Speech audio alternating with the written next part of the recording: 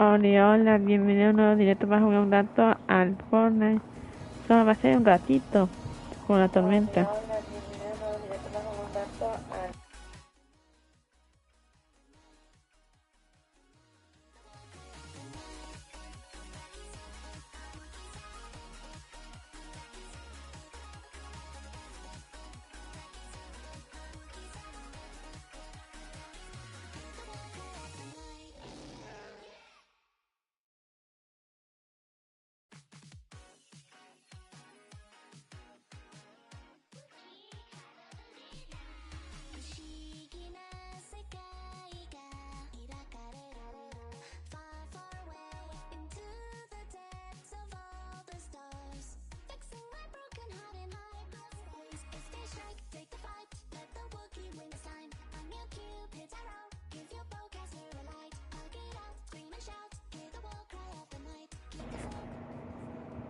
Bueno, vamos a comenzar con esto.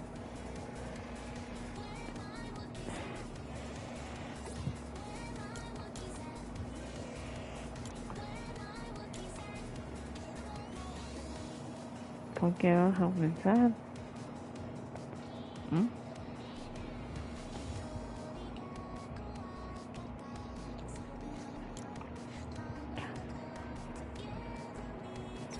A ver.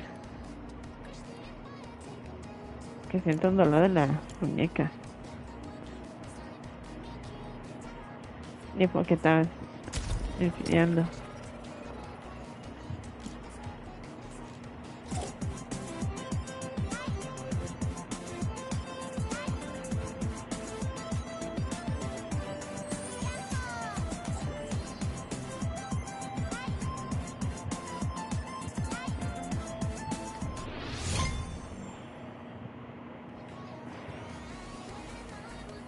Olvidaba ver la tienda, no se me olvidó. A ver, hace rápido. ¡Marcelo! ¡Adiós! ¡Soy tu fan!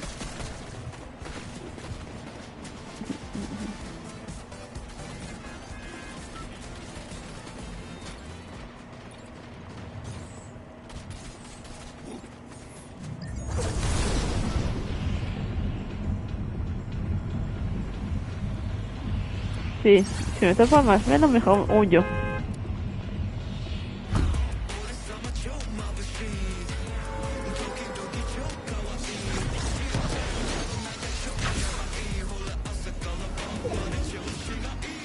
Bingo.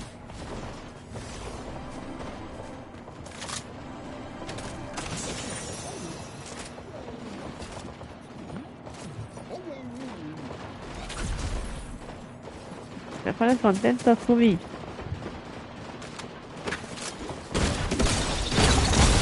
¡Ah, no ves!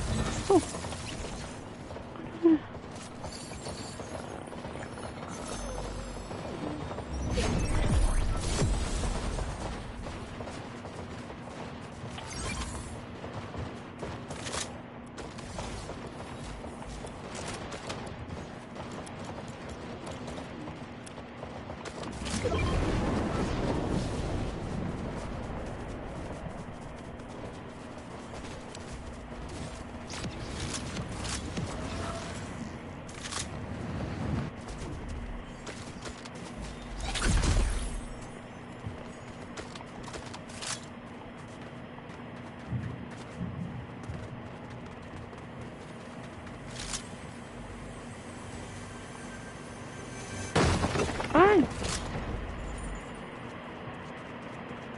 Pero ¿cómo? Ah, pero...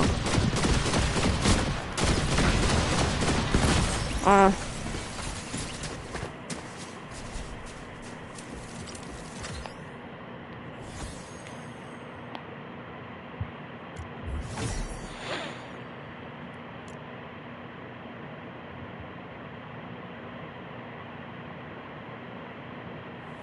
eh. Ah, hacia la tienda.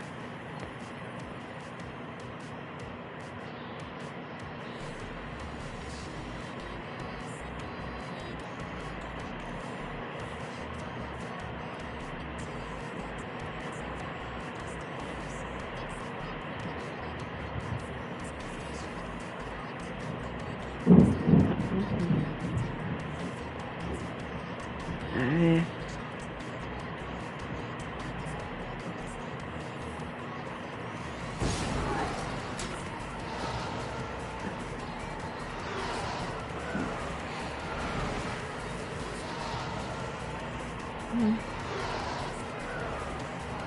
Pobre.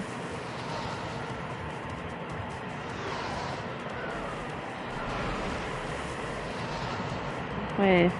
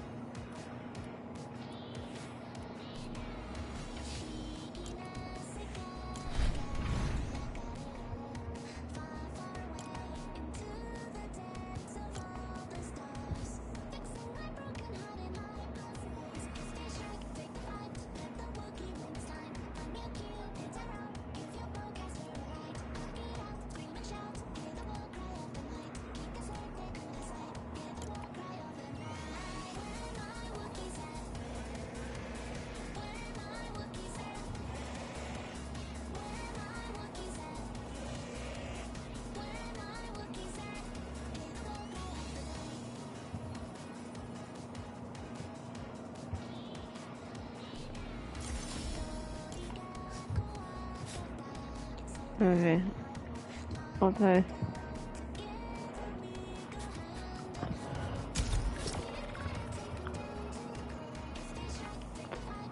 Cambiamos a...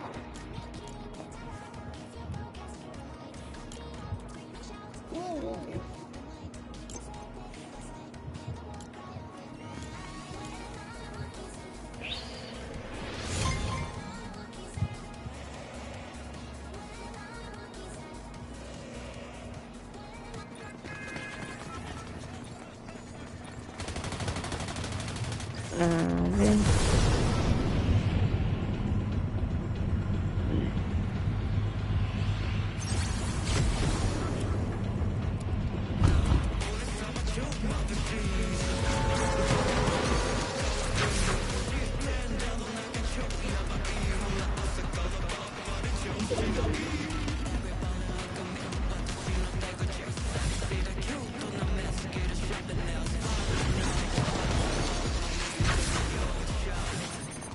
Bueno.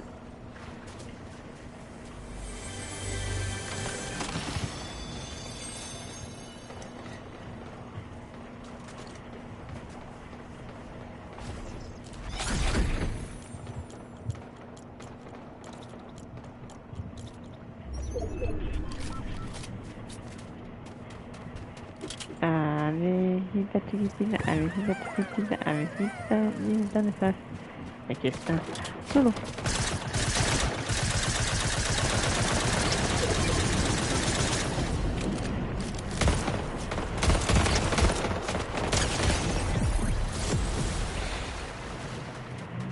Bingo.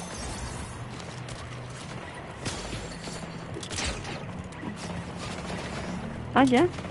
Ah, bueno.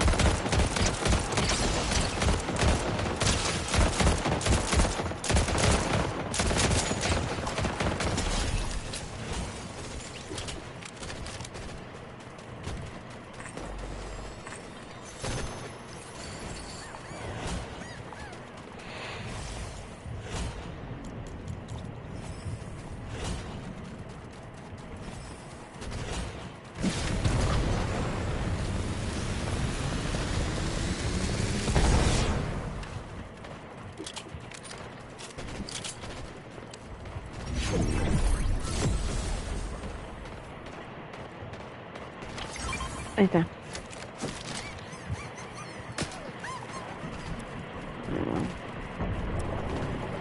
Sí, todos juntos.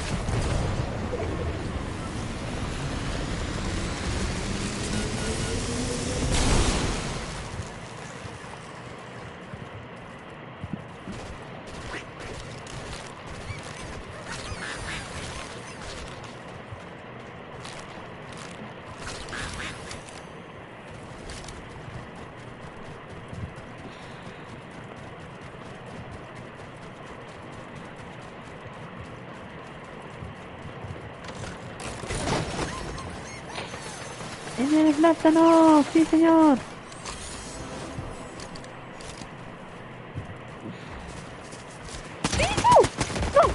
¡No! ¡No! ¡No! ¡No me voy! Lo siento, no te voy a matar. ¡No te voy a matar!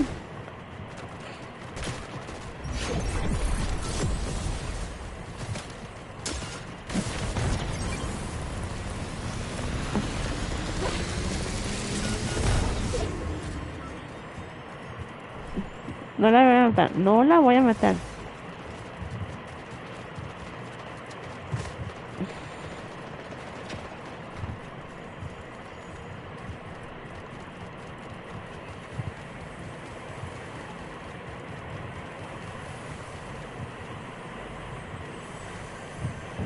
Ah, dame.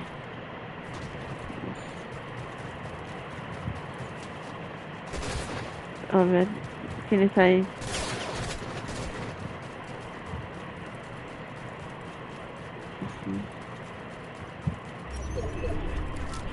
Ay, no. Eso significa que tengo que matar a la Miku.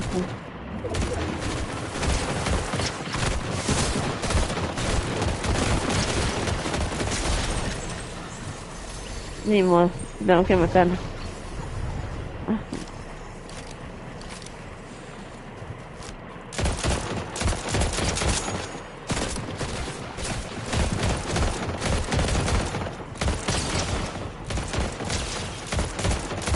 Ah, no, no es Nico. Eso.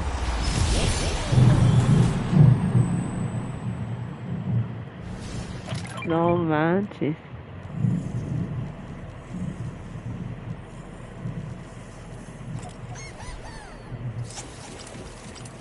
Ah,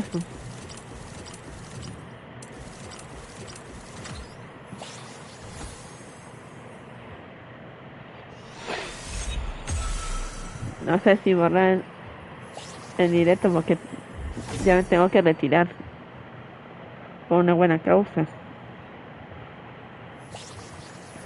No es por la... Es que hay un... Acabo de escuchar el trono.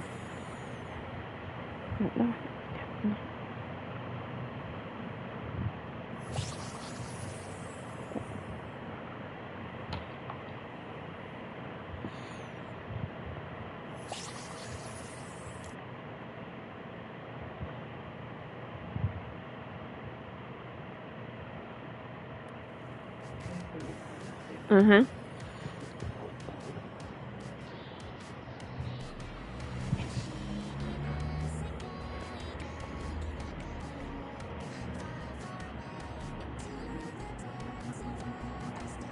Déjame estar los de...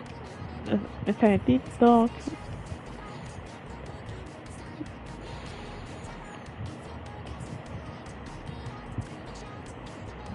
Vale. A ver.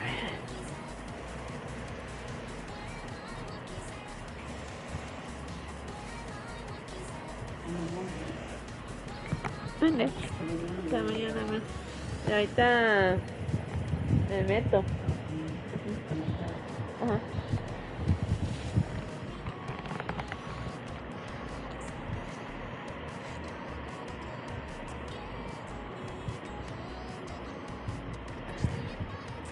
Pues voy a hacer partida con ayudando a desconocidos. Si pierdo, pues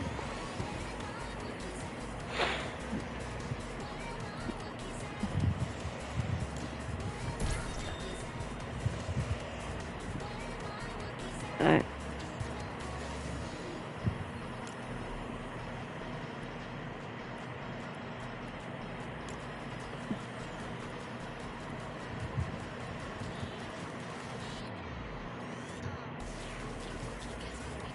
Ahí está. A ver.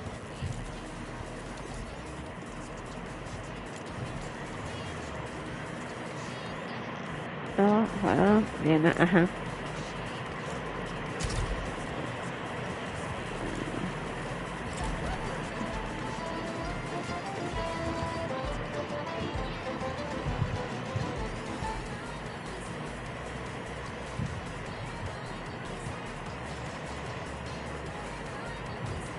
No estoy muy segura que si es verdad que ya recuperaron la cuenta al creador de Escribir Toilet. Ay, hablando de Escribir Toilet. Me, me compré una figura de... Bueno, no. Sí, me la compré. Esa es una muy bonita de Titan Cámara. Es un Funko.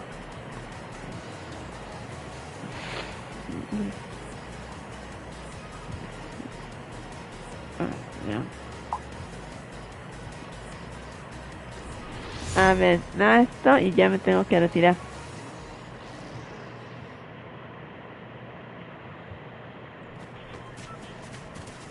Selling any of it. This meant no money to pay Muñeco when I got back to Miami. Tail between my legs, I headed back down there. The minute I got back, Rodolfo's wife, Vivian, was standing at the front door waiting to talk to me. Okay, When I said hello to her, she says, "Do you think I'm a fucking idiot?" It doesn't take a genius to know you're bringing coke back and forth to New Jersey. My fucking husband just got out of prison. I don't need this under my roof. I'm sorry. I made a mistake, I said. Immediately, I knew I had fucked this up for myself, and I won't do it again. You guys are like family to me, and this is the first time I've ever been around family since my mom died. I really need this, Vivian. She wouldn't listen. She told me to pack my stuff. Gotta go. I was crying, she was crying, and the doctor was crying. I all of us understood deep down why I needed to leave. I felt terrible to have burned the bridge with these people who were so important. While I fucked up wrong with the Dalco family, Yeko never said shit to me about the money I owed. I went back to Jersey yet again, suitcase in hand. I knew trouble would find me if I moved back home officially.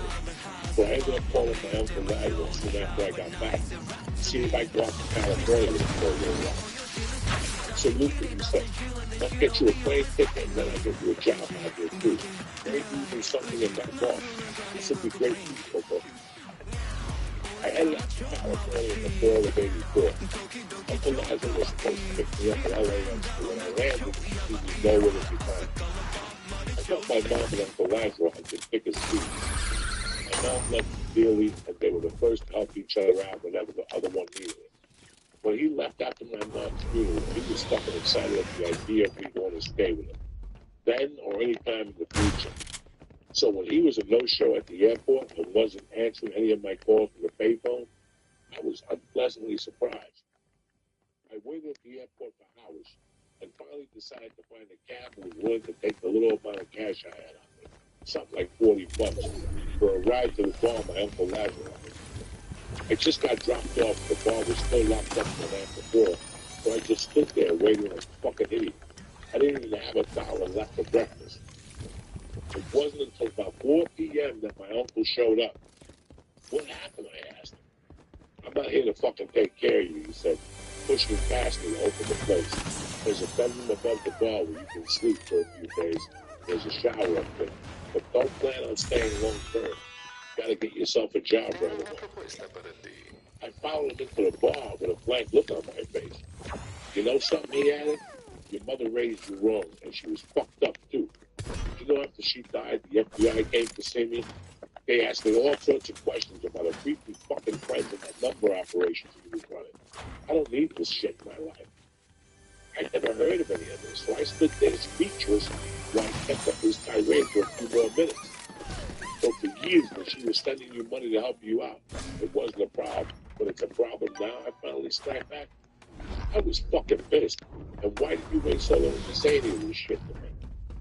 Now I pushed past him. I found the stairs and went up to take a look at where I'd be sleeping. Right there on the bed was a fucking mouse.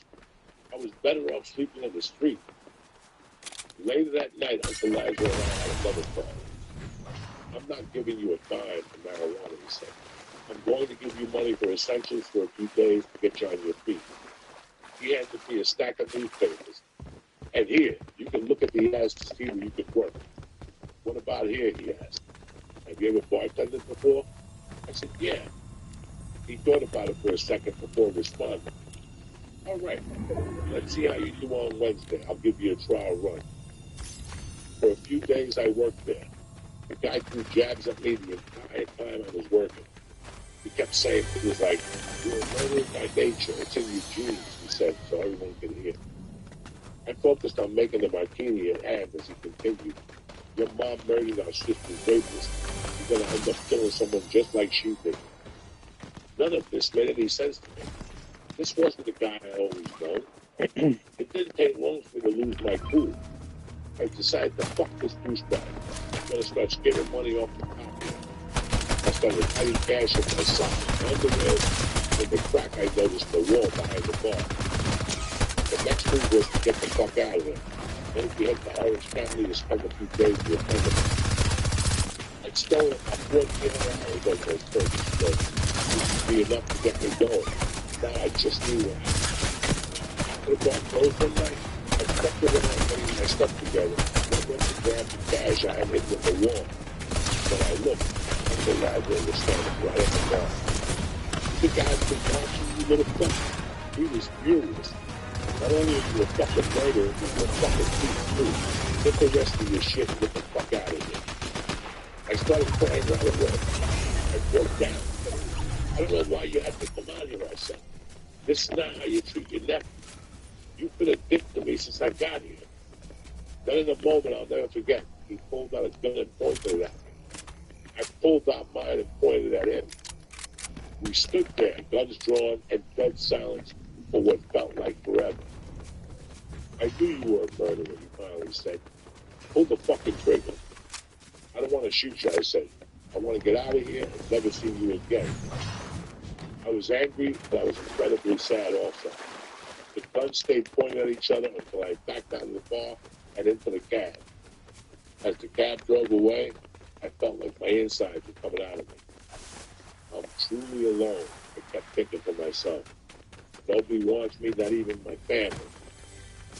I tried to use a credit card I'd stolen somewhere along the line to get back home, but it got flagged, so I had to use the stolen cash among the last little bar.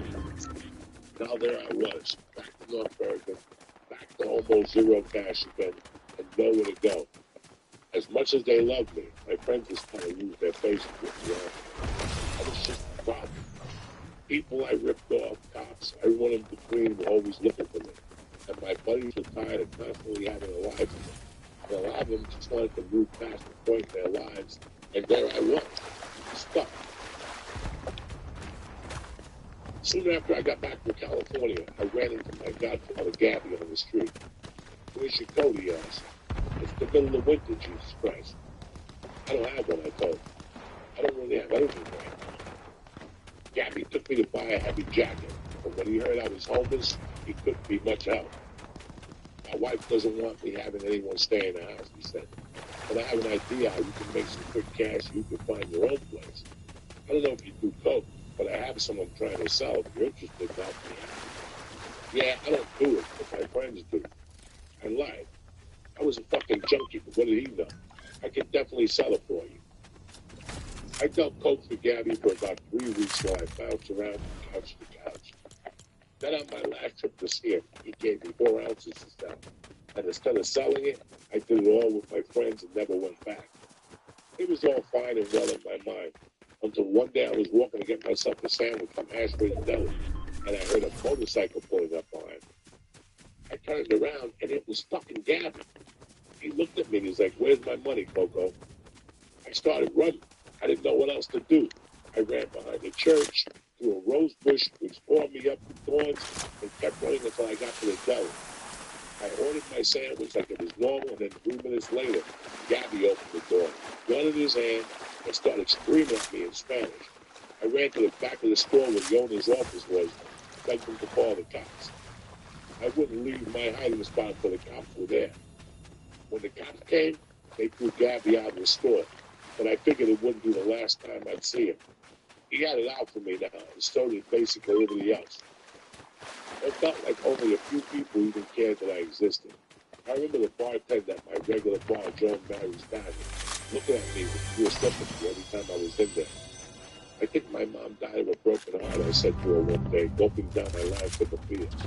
"Fuck it, can I get another Southern Comfort?" "Sure," she said, trying to make the drink, then talking back to me over her shoulder. It could have been a broken heart. I could see that. She was really fucking sad at the end, I said. I'm not dwelling on it anymore, but I took the drink from her and slugged it back. "You got a place to sleep tonight, Coco?" she asked. She'd gotten to know me well enough by then to understand I didn't. Yeah, I wiped my mouth with the back of my hand. I'm all set. I was far from set. I started sleeping in the rocket ship in the park. When I wasn't at the park, I was crashing at different friends' houses in one big, ongoing rotation. Sometimes inside on an extra bed or a couch, sometimes outside on a lawn chair. I'd shower in that same rotation. Sometimes inside their house, at the bathroom, at the unit, sometimes outside the house, the home, and the fucking house. I went mostly unnoticed everywhere I stayed, except when I wanted to go out and park with another kid, went to get my morning drink of water from the bar. If you can't get your balls busted by a bunch of 5-year-olds, guess again. My days were spent posted up at the bar waiting for assignment. Sometimes someone needed to push an ounce of coke, to help load a truck, or sell some quaaludes at the high school. I wasn't picky. I take the gig. Aside from money and coke, I hated everything. If I saw a fuck on the sidewalk, I'd step on it. If I was driving and saw a rabbit, I'd run it over. I wanted everything to die, like I was dying inside. Physically, I was keeping myself fit. I had muscles and shit. But mentally, I was broken. Smashed into a million bits with no way to fix it. I wasn't really sure what I had to live for. My life had no value. This felt especially true the morning I woke up on a mattress in the back room of my friend's house. I opened my eyes and saw a giant pile of dog shit 4 inches from my fucking face. I only really wanted to kill myself once in my life, and it was that day. I decided I'd do it by throwing myself off the George Washington Bridge. It seemed fairly simple enough. Pop a few pills, pound a drink, and hop right over. In the end, I just didn't have the nerve. I figured I'd rather start until I died instead. During the holidays that year, a dude named Joel asked me if I wanted to help him push some coke, even though I had a horrible reputation for stealing from dealers. We agreed that he may help on a contract basis. The deal was he'd come to me with an eight, I'd give him cash on the spot. I'd sell the coke, and then we'd do all over again. One night I was standing in front of a Midtown Lounge in North Ferguson, and a car pulled up in front of me. The guy rolled down his window, and it was my former teacher, Mr. Terranova. Mr. T was there. He was a really cool fucking dude. He taught social studies, played sports, and was next door. What's up, man? He asked, looking me up and down. Okay, you don't look good at all. I'm doing okay, I said, considering whether it was telling the truth or not. Well, you don't seem okay, I said. What? I looked at him, you need some? He goes, no, I mean, you using? I didn't know how much I should reveal to him, but I could tell by the look on his face that he knew the truth either way. Not trying to get it. Mr. T parked the car and checked out. He walked over and put his arm around him. You've been through some shit, kid, he said, taking a step back and examining him. He shook his head. I want to help you. Listen, I got a friend who runs a beat. I can get you in. What do you think? You serious about getting clean? I was blown away at this. Mr. T was doing me a solid. The way I saw it, if I wanted any shot of staying alive, I needed it. Let's do it, I said. I took his number and I told him I'd give him a call on New Year's Day. I still wanted a few days to party and make some cash. And I sure as shit didn't want to miss New Year's Eve for either of those calls. He was cool with that and said he'd pick me up wherever I was that day and get me to the detox side of my pocket. I knew Joe would be out on New Year's Eve night, and he'd be relying on me to push those down to drive. So I took advantage of it. I told him I didn't have enough cash to pay up this go-around. And if he gave me an extra ounce, I'd be sure to sell it and make us both a big profit. I'd work the whole night. He must have not been thinking straight because he agreed. He said he'd meet up with me on New Year's Day to grab the money. My plan was to be long gone by then. I sold about $2,000 worth of coke with a bunch of what I had left and crashed at a $28 per night hotel. I woke up thinking I'd be out of there quick, able to guide Joel without any issue. And when I looked out the window, there was at least a foot of snow that had accumulated overnight. Fuck, I said to myself, hunting around for the hotel phone and dialing Mr. T's number. Mr. T, this snow sucks, I said, and explained to him where I exactly was. When do you think he'd come by and get me? I'm going to try to shove my car and be right over the snow. Give me like an hour and a half and I'll be there. I hung up and touched my forehead. I had a burning fever. I felt physically sick and terrified as fuck that Joel would come to me first.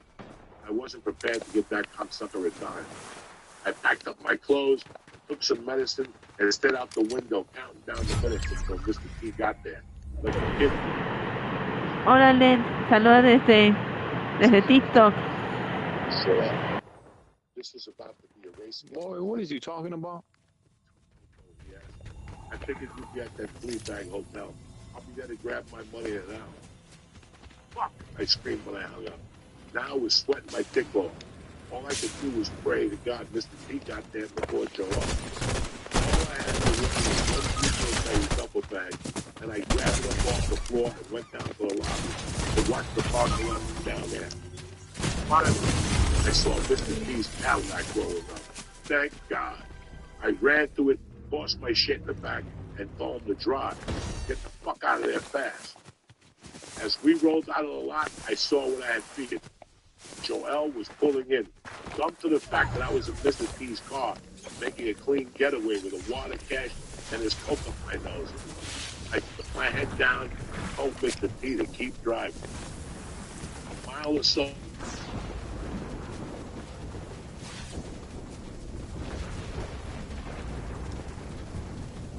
It seemed my life was over. Like it wasn't for living anymore, but there was nothing I could do.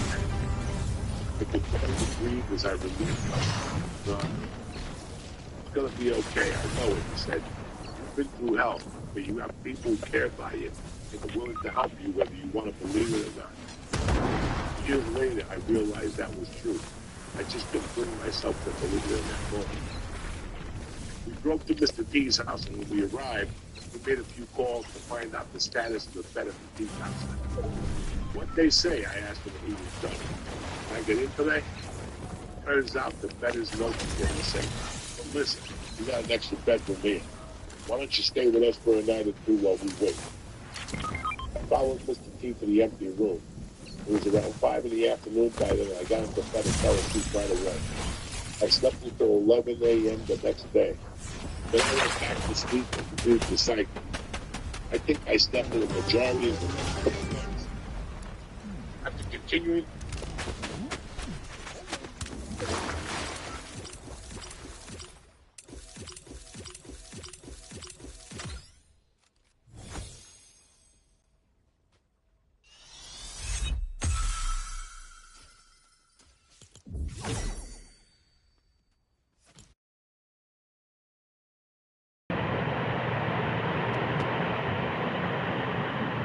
Bueno, ahí lo dejamos porque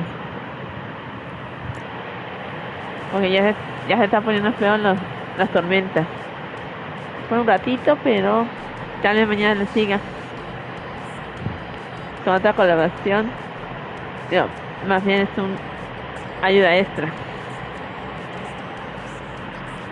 En YouTube no hay nadie en el chat, pero mando saludos a Len, o está ahí en TikTok. Hace tiempo sin vernos. Ok, los dejo, duerman bien, coman saludable, tomen mucha agüita, protéjanse de los frenos. Y por favor, si hay tormenta, hay que desconectar todo. No quiero que te vaya a perder la Nintendo, digo, la Play. En fin, nos vemos luego. Adiós. Bye bye. Oh, ya subí. Bailecito final.